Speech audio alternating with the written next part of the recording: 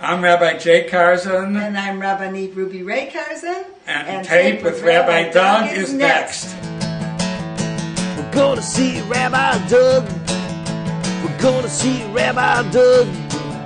We're gonna see Rabbi Doug on your TV tonight. But Daddy, I want to watch Monday Night Football. Forget about Monday Night Football. There's no other thing we're gonna watch on Monday but Rabbi Doug. Yeah, Rabbi Doug on TV tonight. We're gonna see Rabbi Doug. Oh, everybody talk about Doug. Hello, I'm Lainey Kazan, and you're watching Taped by Rabbi Doug. Shalom, and welcome to Taped with Rabbi Doug. We're here for part 3 of our visit with Charles and Margot Schlesinger, two amazing people who were saved by Oskar Schindler because they were on Schindler's List.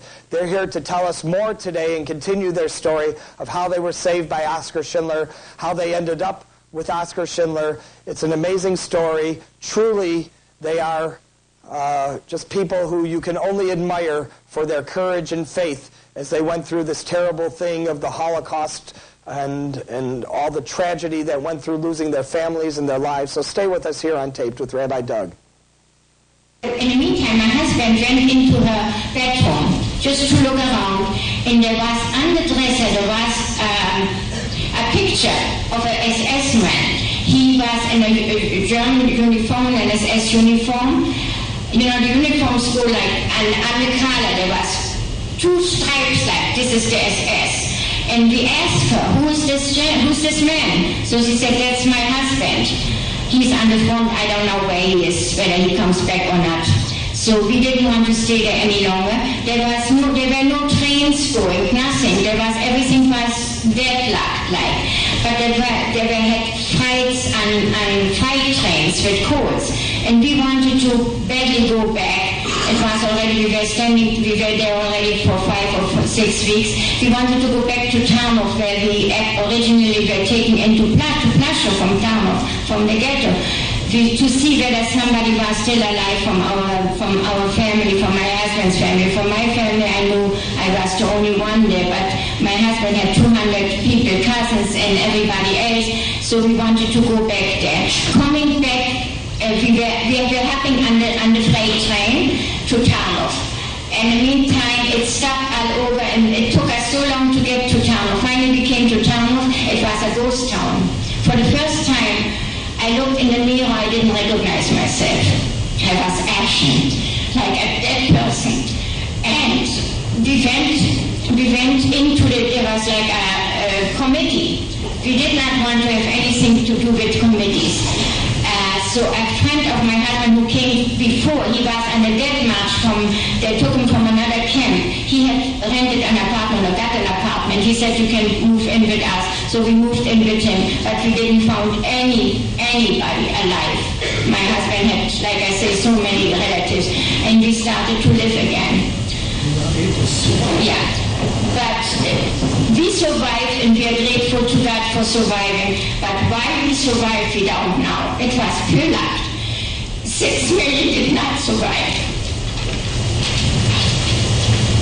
I want to read you something which was left by one of the Holocaust who did not survive, Holocaust prisoners who did not survive. And it says, that's an ethical will from the ashes of the Holocaust. Dear friend, you do not know me, but you heard about me, a lot about me. I do not exist in your world any longer because I did not survive the Holocaust, but I'm glad you did.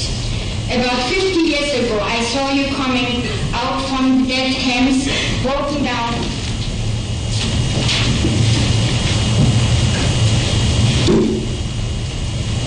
About 50 years ago, I saw you coming out from the dead camp, broken down, sick, you could hardly walk. I prayed to God for your recovery. When I saw your wounds healed and getting stronger every day, I was so happy for you and I admired your courage. When you picked up the pieces of your shattered life, you started to look for family and relatives, and every time you found one, I rejoiced with you. And when you decided to leave the scene of those horrible memories and go far to a new world and start a new life, I wished you well. And here, in a free country, among good and decent people. You worked hard. You went into business and you did well. I was happy with your success. At all your festivities, your summers, your bar mitzvahs and weddings, I cried with cries of joy like a mother at her daughter's wedding. You gave your children the best education and wise guidance, so someday they can take over a sacred legacy and can carry on the tradition of our people.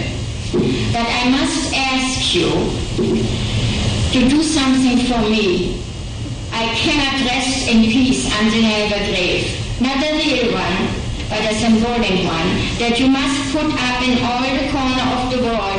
After all, you promised that you never shall forget me, and you will not let the world forget it either. On my headstone, there must be a clear message to the world that I was an innocent victim of human bestiality, hate and bigotry. That I was murdered for one reason only, because I was born a Jew and I wanted to remain a Jew. You owe me that much, and I do not ask you for anything else.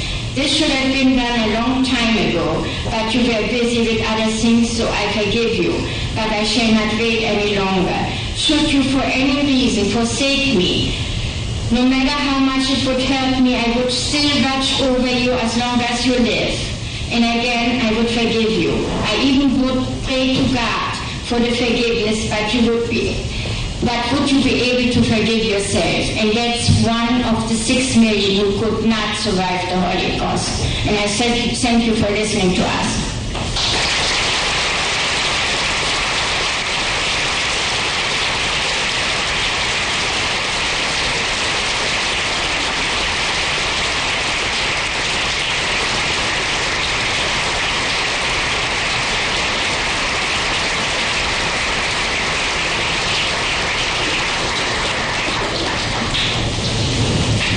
We have some time if you have some questions that you'd like to ask.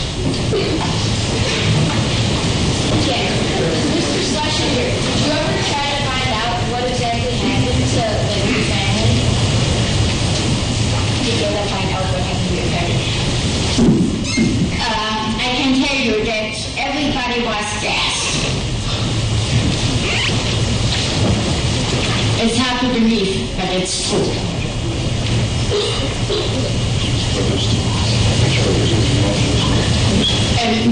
Moshe lived after. Moshe was with us. One brother of my husband, I told you, his family was gassed. His wife and the 3 children were gassed. So after the war, he did not want to put on civil clothes anymore. He walked around in this striped suit. He did not want to eat any meat. He was with us for a long time, and he was 92 when he died, but he never ate any meat. He said, "This is the meat. My children were burned. I don't want to eat any meat." He ate only, just to stay alive, bread and tea and some cheese, and that's it. We could never get him to eat anything. And my husband had to bribe him finally to go to he couldn't walk around for all these years in striped suits. So my husband bribed him. He said, "We're going to a tailor and you have to have a suit." But he never wanted anything out of his life. Whatever money he had, he gave to a meat woman. They have it's called for the underprivileged children in Israel. He left it to them. He never wanted anything for himself anymore. And he had some money because we opened up a manufacturer. We had to go to France after the war in order. I had the German quota to go to America right away when I came out from the camp. But my husband's quota was Polish because he was born in Poland. And so we did not want to separate any longer. So I waited with my husband in Poland. And then finally in 1947 I got pregnant with our oldest daughter. I was so weak that I had to be in bed my whole pregnancy. I prayed to God that my child would be normal, mentally more normal. And so I was in bed the whole pregnancy, and when she was born, she was only 1,800 grams. But she's fine now. After that, we had 2 other daughters, and they're wonderful. They're all professionals. So anybody, and we started, to look for relatives all over the world, but none we found for my husband. For me, I found, of course, in Israel. I had two brothers here in America. That's why we came to Chicago. And I had one brother, and he lived through the war in Shanghai. After 10 years, he lived there. And I had one sister and a brother in Israel. By the way, my brother Willy Wind was a designer of stamps. He was the winner of the United States stamp in Israel. It's in the United Nations. His name is Willy Wind. He designed all the stamps for Israel. He was a graphic designer. Yes? How did you come to America? How did you get to America? To America? I had the affidavits to come to America before the war. Actually, we all had it. But my father was a religious Jew, and he thought in America we cannot practice the Jewish laws like in Germany even, which was ridiculous. But that's the way we came to America. I had two brothers here, and we all had affidavits. Actually, in Poland, the Gestapo once called all the people who had affidavits that should come and register. I went to register, and I never heard from them. They took my affidavit, I'm sure, and they gave it to some German who came to America on my name. I'm almost sure, because I never heard from them. I don't know what it was, but I never heard from them. I was registered. And so we had affidavits to come to. I had an affidavit which I could go right after the war, just explained. But my husband was the Polish quarter, and he had to wait. He got an affidavit from my family then too. Yeah. Going to Auschwitz, by the way, I did not believe that we go to Brünnitz. So when we came to Brünnitz in Czechoslovakia, there were the chimneys to us, fabric. It was a factory, and I wanted to run away. And there was Mila Pfefferberg. Her husband was responsible for writing the book by Kennedy, Schindler's List, and he was responsible for making the movie after the book was written. So I said to Mila Pfefferberg, who was next to me, she was a friend of mine, I said, I'm running away. The German guy saw me, and he said, if you run away, you are here in Brünnitz, you will be shot. So I didn't run away, and when we came to Brünnitz, Schindler greeted us, and he said, there will be no more shootings. I gave the orders. The SS-man has to listen to me. So you're safe as far. But we were always hungry by Schindler too. It was not the best. We came to Schindler's factory. We had to sleep on straw. Better than in Auschwitz on the bunkers there. But it was better. We slept on the straw for a while till they made us the little wooden beds there. Bridges, yeah. Bridges that they're called. Yeah, you were, yeah. I just wanted to thank you for coming, because I know all the 8th graders and it's a hard time for us, but we have to get the message out. Like I say, after us there will be no more living witnesses. We are almost the last ones. Did you personally meet Oskar Schindler? Of course. I was actually 1 week. I was every day with him because they told me to go in to help with the kitchen thing. So we had to set the tables and things like that. And Schindler was there. And Schindler, actually, when he changed his mind, you remember by the movie when he came in with his mistress on the house, and the Krakow ghetto was like liquidated. And the mistress couldn't see anymore what they did to the people.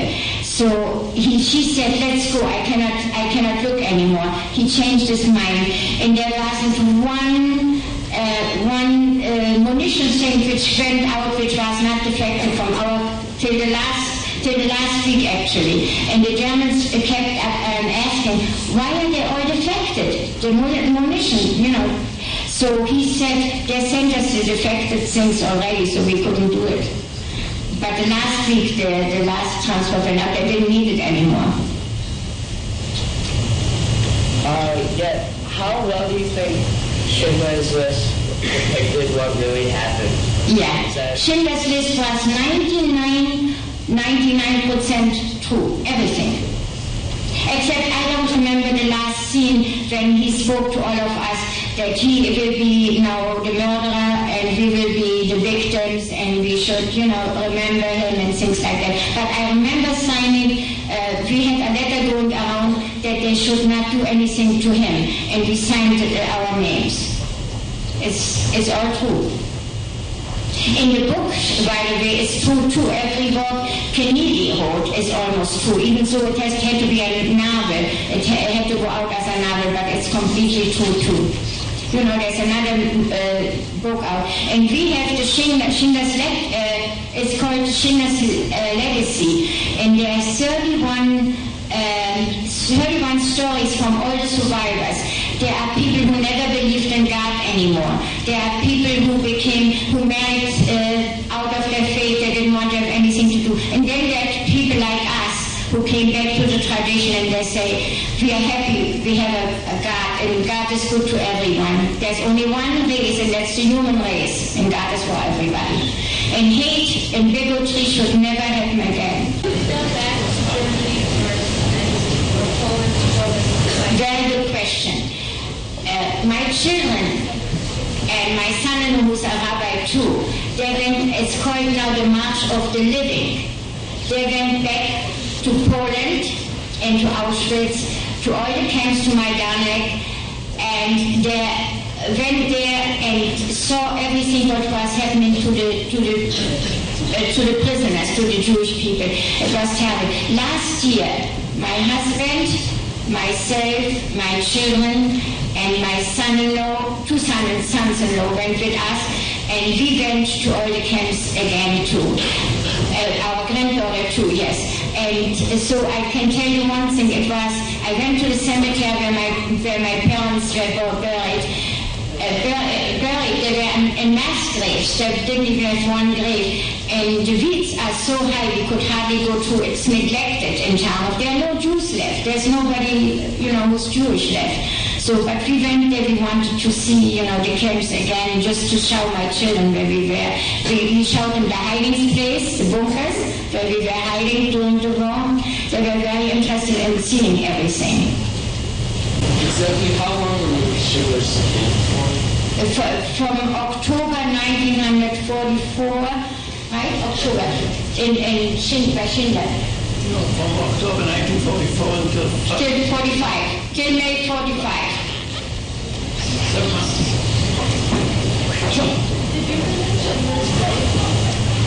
Where I had Schindler's grave? No, I wasn't at the time. Schindler, by the way, he is buried in Israel, in Jerusalem. Yeah, I want to tell you one more thing.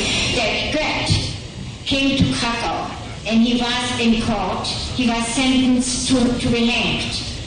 And we were there. We saw him going out from one truck into the court. But they did not hang him in public like the Jewish people were hanged in public. They hanged him, and nobody could see it. I mean, we couldn't see it. But it was the nicest day of my life so far when I saw him, when I knew that he was hanged there. We were clapping. He was in a uniform. They put him in a uniform. He was a very big man. You saw him in the movie. I mean, the movie. He was played by somebody, but he was a very big man, and they put him in a uniform which was very small, and he looked so ridiculous. So we were all clapping and everything, and he was walking by and thought to himself, why didn't he kill us all, Did you ever question your faith in God? I never questioned God. I was a little doubtful after, during the war when I saw these kids taken, I said, where's God? And then I was angry at my brothers, and I was angry at everybody that they let it happen. But after the war, we became very traditional again. We belonged to the same shul, to the same synagogue where Rabbi Doug Seiden, who is here with us today. And we are very grateful to God who gave us back the belief in God. Hi, I'm Robbie Benson. You're watching Tape with Rabbi Doug.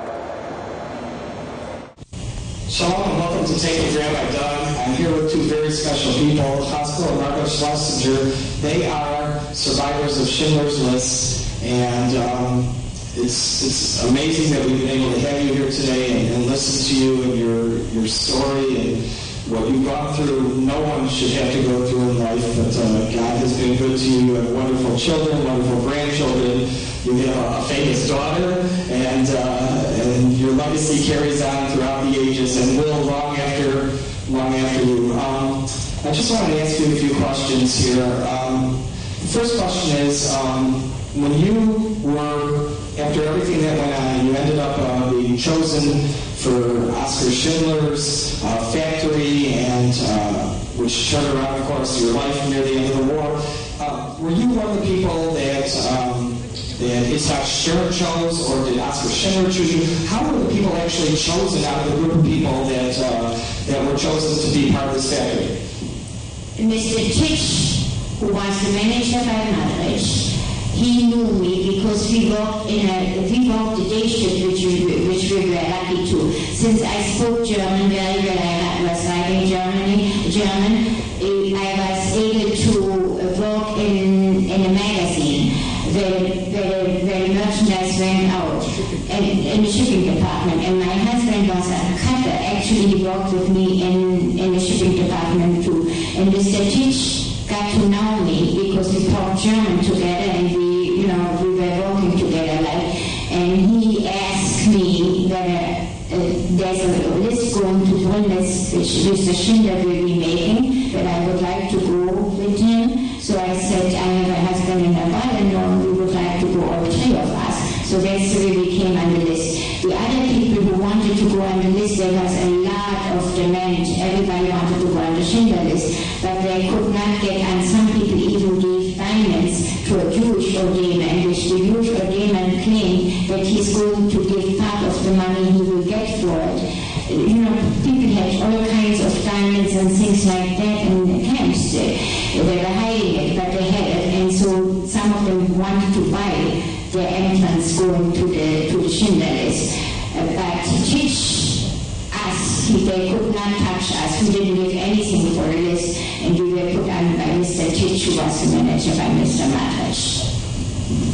One of the most amazing things about the two of you is that you're together from before the war, during the war, throughout the camps, throughout Schindler's factory, and today, thank God, you're still together. Do you know of any other couples that started out before the war that were able to stay together during the war and survive together? It's such a miracle. The reason is, first of all, I was born in Tarnów very well. Madrich came, and I was the organizer from Madrich company in Tarnów to a friend of mine which worked before in Krakow. So that helped a little bit because they knew personally us. Madrich had 2,000 people working for him in Tarnów only.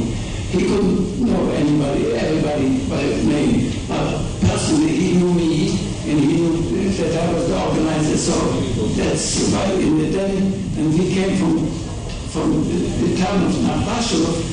I didn't want to go in the day and night shift because there was 1 week was day shift and 1 week was night shift, and I knew this was very bad. So we managed to get into the shipping department, and my wife and I worked together in the shipping department all the time.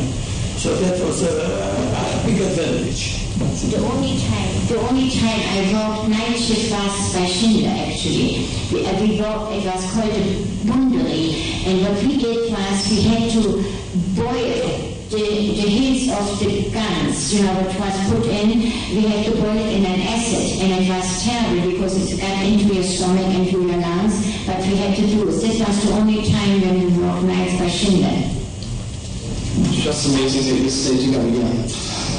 Let me ask you, for the purposes of our show, because I know you answered a lot of questions of kids here at the school afterwards, is the movie Schindler's List, which is based on the book Schindler's List, is this movie true? Are the things that are depicted in this movie actually true, or was there some Hollywood makeup in this? I can tell you one thing, I never saw another movie made so well. I always say when they ask me how true is the movie, I can say like almost 100%. Like I said wonderful when the students ask me. Only one scene I don't remember, the last scene where Mr. Schindler talked to all of us, and he considered himself to be a murderer and we were the victims. But other than this, I saw everything in the movie, which was true. Were you, I believe at the very end of the movie, survivors of Schindler's List were walking by the grave of Oskar Schindler. Were you involved in that walking? No, we were not involved. We were not, at that time, actually, we didn't know about that. If we would have known, maybe we would have gone too, but we were not notified and we did not go. I was just curious. Yeah. I just, this whole thing, you really said everything there is to say about it. But what do you think of all the things that you went through and experienced throughout the whole ordeal? What is the one thing that, you saw that if it did not happen, there was no chance of the two of you both surviving? What is the very one point? I know there are many. You mentioned many points that, God helped you and something changed. But what is the very one point that you thought that was it and that turned around? Whichever. It was many times when I saw that that's the end. I really did not believe, but yet there's always this little tiny bit of hope which is left in you, and that's what kept me alive. And of course my husband was wonderful in this regard, because I really always thought that he will manage to keep us both alive.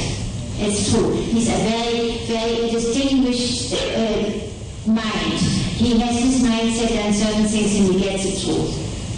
I know the best thing is to live through. And to live through, you have to do everything you can in order to survive. And sometimes stay in the back, very much. There was a lot, the Germans used a lot of tricks. For instance, they had some rumors that the next day is going to be a camp. It's going to be wonderful. People should go. And we did not, we never volunteered. I never believed them, and I never volunteered to go to anyplace else. Yes. Very swimming. I want to thank you both for being on the show today. I want you to thank you for allowing us to share your story. It's most amazing. I wish you both good health and long life. And the message that you're sending today should only be a universal message that is sent to the world. And of course, as you said, hate should be no more, and peace and love in the world, so that all of us should never experience what you had to go through, and it should be a lesson for all that love and peace should be supreme. Amen. Thank you again. I can say amen. Thank you again. I can only say amen to that. And thank you for being with us here on Tape with Rabbi Doug. Once again, we want to thank Jack Jacobson and the Wilmette Junior High. We want to thank our guests, Margot and Charles Schlesinger, for being with us today. We want to thank you for being with us. Remember, we're on Monday nights in Chicago. We're on Tuesday nights in the Highland Park, Deerfield area. We're on Wednesday nights in the northwest suburbs from Skokie to Schaumburg. And we hope you'll join us every week here at this time on Taped with Rabbi Doug. Shalom.